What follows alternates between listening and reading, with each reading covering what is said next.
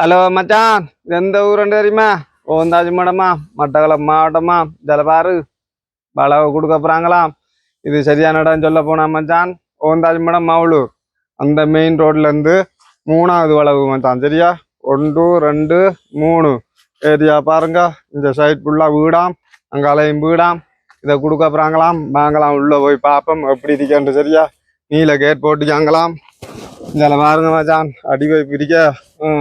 இங்கே பாருங்க, தேங்காய் நல்லா காய்ச்சிருக்காங்க, கிட்டத்துல பழுத்திருக்காம விழுந்தும் இருக்கி எடுத்திருக்காங்க போல. என்ன காஞ்சி கிடக்கு. இதில் பாருங்க, எத்தனை தென்னை மரம்?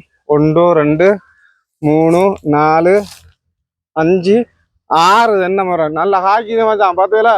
அங்கால பாருங்க, அதுவும் காய்ச்சிருக்கு, இந்த இதுவும் காய்ச்சிருக்கு.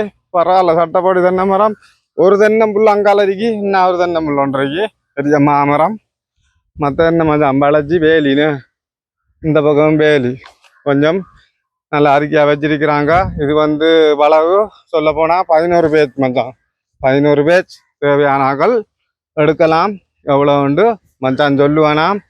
சரியா மச்சான்? இடம் தெரியும் தானே?